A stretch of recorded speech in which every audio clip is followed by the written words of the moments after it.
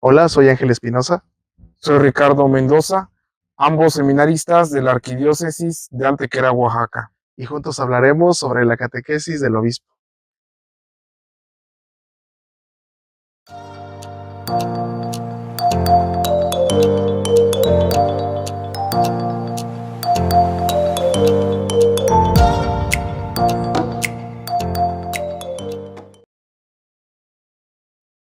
Bienvenidos a este viaje catequético que nos ayudará a entender la identidad y misión del obispo auxiliar. Este itinerario consta de 4 etapas.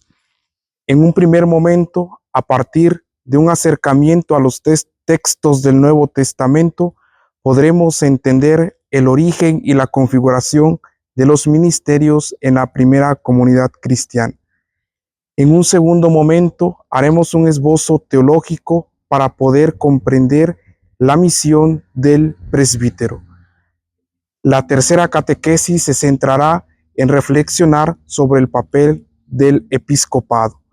Nuestro viaje tendrá su culmen reflexionando sobre la razón de ser del obispo auxiliar. Quédate con nosotros. Esta primera catequesis la vamos a titular Los ministerios de las primeras comunidades cristianas según el Nuevo Testamento. La Iglesia siempre se ha preocupado por la correcta comprensión y organización de sus ministerios, es decir, de sus servicios. Vamos a partir del Nuevo Testamento porque ahí se encuentra la base para entender cómo se estructuraban dichos ministerios en las primeras comunidades cristianas. Esta primera catequesis explora la evolución de estas funciones desde el tiempo de Jesús hasta las primeras iglesias pospascuales, es decir, después de la resurrección de nuestro Señor Jesucristo, destacando el sentido del servicio, es decir, la diaconía, la inclusión de las mujeres en los roles ministeriales importantes y la concepción del sacerdocio como una característica de toda la comunidad cristiana. Vamos allá. Como dijo Ángel, es necesario partir del Nuevo Testamento para poder comprender el proceso de configuración de los ministerios en las comunidades cristianas. Por ello, es necesario ahora partir del Jesús histórico y de los 12. El punto de partida para poder comprender la misión evangelizadora y el proceso de consolidación de los ministerios en la Iglesia es el Jesús histórico, quien al elegir a los 12 inicia una estructura básica de liderazgo y de misión.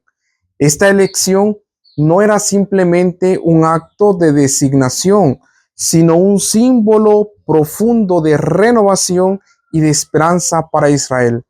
Los 12 no recibieron un mandato pastoral jerárquicamente explícito, sino que fueron llamados a representar al nuevo Israel, a ser misioneros y a participar en el contexto escatológico del juicio final. De este llamado se pueden inferir 3 características fundamentales. La primera, la representación de Israel. Los 12 simbolizan a las 12 tribus de Israel, indicando una renovación del pueblo elegido. Esta elección refleja la intención de Jesús de comenzar una nueva historia espiritual para Israel. La segunda característica, la función misionera. ¿Pero en qué consiste esta característica? Jesús comisiona a los 12 para predicar y para expulsar demonios, una tarea que resalta su papel de portadores del mensaje de salvación. Esta misión es clara en los evangelios sinópticos, donde se les envía a predicar con instrucciones específicas. La tercera característica la podemos enunciar desde el contexto escatológico. Los 12 también se asocian con el juicio escatológico, prometiéndoles Jesús que se sentarán a juzgar a las 12 tribus de Israel al final de los tiempos. Ahora hablaremos de la estructura y ministerios en las iglesias pospascuales. Tras la resurrección de Jesús, las iglesias pospascuales comenzaron a desarrollar estructuras más definidas y diversificadas según sus contextos y necesidades específicas. A continuación, describiremos estas tres configuraciones principales, a saber, la judeocristiana, la paulina y la joánica. En las comunidades judeocristianas se desarrollaron principalmente en Palestina y mantuvieron conexión estrecha con las tradiciones y prácticas judías. En estas comunidades, el liderazgo y los ministerios se organizaron en consonancia con las estructuras sinagogales. Las figuras de los ancianos, es decir, los presbíteros y los diáconos, fueron fundamentales. En estas iglesias, los presbíteros tenían un papel pastoral y de supervisión. Su función era guiar y enseñar a la comunidad, así como de mantener la organización para que la fraternidad se hiciera palpable.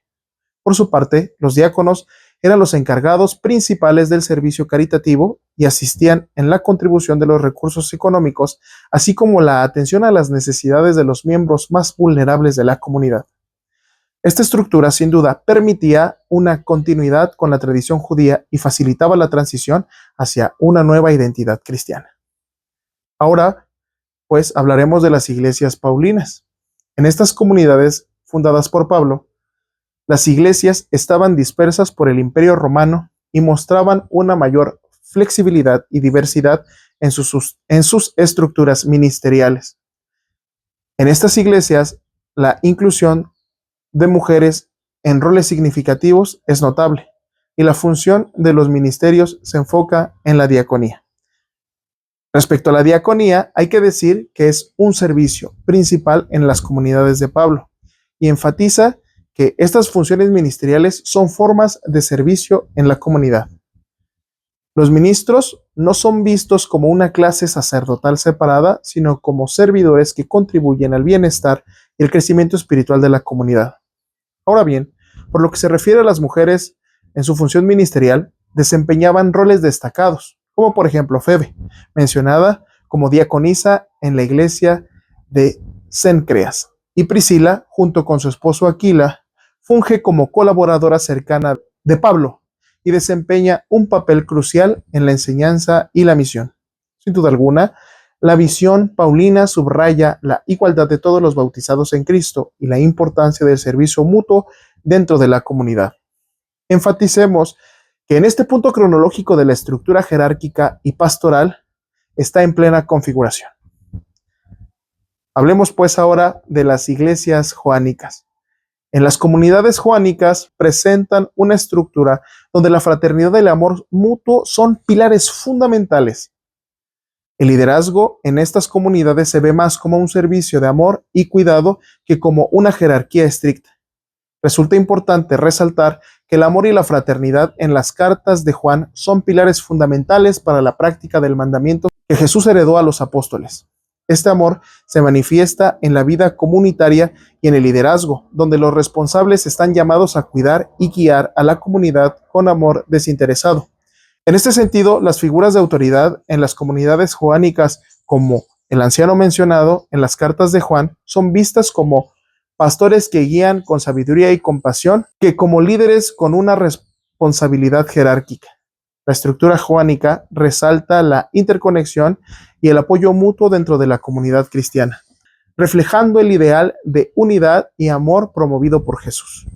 Habiendo comprendido la importancia del Jesús histórico y de los 12, y habiendo visto el proceso de consolidación de los ministerios en las iglesias pospascuales, ahora centremos nuestra atención en las características comunes de los ministerios.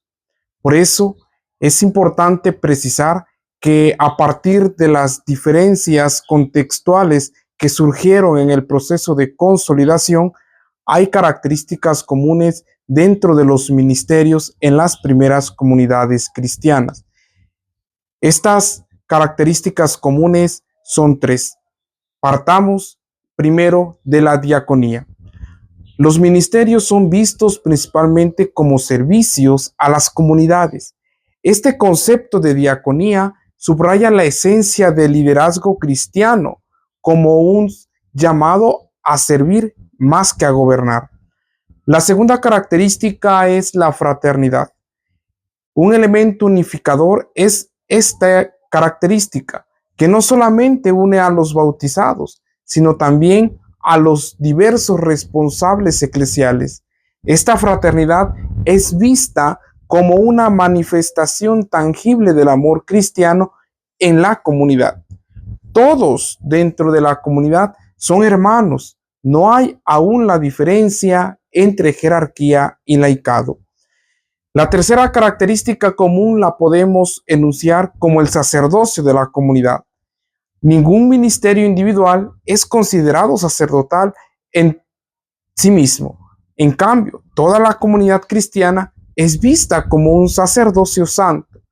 Esta visión refuerza la idea de que todos los creyentes, todos los bautizados, tienen una responsabilidad compartida en el culto y la misión de la iglesia.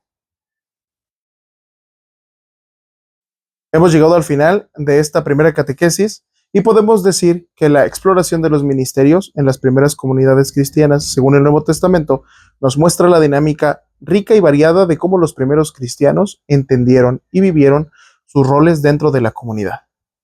Desde la elección de los 12 por Jesús hasta las diversas configuraciones de las iglesias pospascuales, en donde vemos una evolución constante y adaptativa que responde a las necesidades pastorales y misioneras de cada contexto. Esta catequesis, pues, nos invita a reflexionar sobre el sentido profundo del servicio y fraternidad que debe caracterizar a la iglesia en todo tiempo y lugar. Te invitamos a la siguiente catequesis.